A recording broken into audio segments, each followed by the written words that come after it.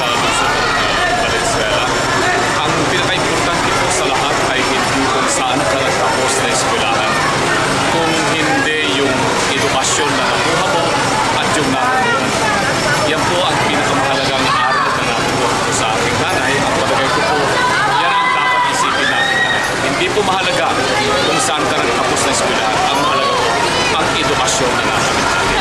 Mabuhay po kayo at sana po isipin po natin, iisa lamang po yung ating bansa, nag-iisa lamang po yung lahi natin. Tayo po ay lahat.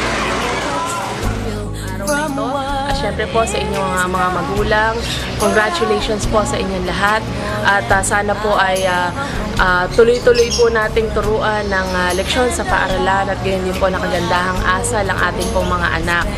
At ang pagbati pong ito ay mula po sa amin pong grupo, mula po kay Boy Carion, kay Konsehal Mar Morelos, kay Konsehal Richie Cuadra, kay Gawad Nico Trinidad, kay Mr. Joel ko, kay Konsehala Meme Desor, kay Atty. Bong Sangguyo, at syempre po sa inyong lingkod, si Konsehala Kay Pineda. Kami po ang magkakatulong para po sa ikauunlad ng lungsod ng Valenzuela.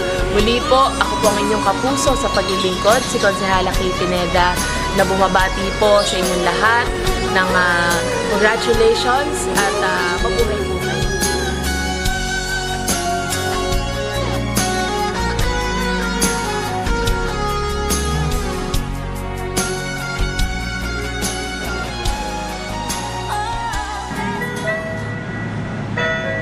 Magandang araw po.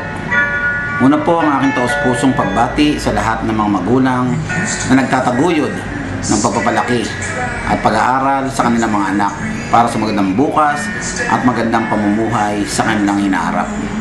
Ako po, 10 ng aking pamilya, ay bumabati sa inyo at sa mga nagsipagtapos ng kanilang pag-aaral ngayong taong ito.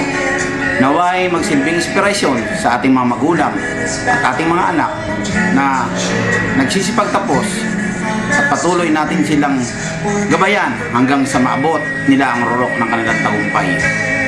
Batid ko din po ang hirap nating mga magulang na maitaguyod ang pag-aaral ng ating mga anak dahil na rin sa inaharap na krisis ng ating bansa.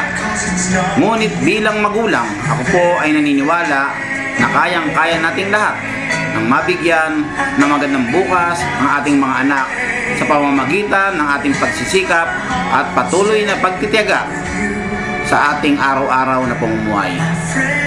Nawa po ay patuloy tayong dumalangin sa may kapal na patuloy niya tayong pagpalain at gabayan sa ating pamumuhay at hilingin sa Kanya na magkaroon ng magandang bukas ang ating mga anak para po sa kapakanan na rin ng ating bayan. Muli po ang aking pagsaludo sa inyong kasipagan. Tandaan lamang po, nasa prinsipyo at determinasyon ang tamang sandigan upang maabot natin ang ating pangarap. Mabuhay po tayong lahat.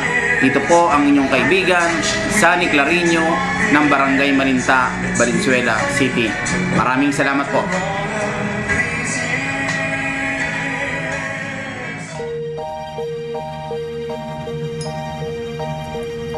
Ako'y munting tinig, may munting pangarap, sa miyon ng bulaklak, sa hanging malis, maniti sa araw, at kung umulan, magkapagtampisaw, malayang daigdig, ng kawalang malay.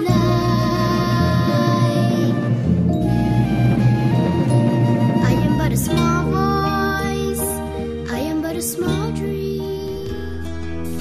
Richie Cuadra ang pangalan niya, mahal nating konsehal dito sa Valenzuela. Pagtulong sa kapwa, yan ang pakay niya. Paglilingkod sa bayan, siya'y tunay nga. Huwag kang malulungkot at huwag mahihiya. Kung may kailangan ka, sa kaniya'y lumapit ka. Maaasahan mo tulong mula sa puso. Mahal nating Konsehal Richie Cuadra. Mahirap ka man o mayaman, pagtingin niya sa ating pantay-pantay. Madaling lapitan, sadyain mo lamang Konsehal Richie Cuadra sa lungsod ng Valenzuela. Tunay natin siyang kapamilya.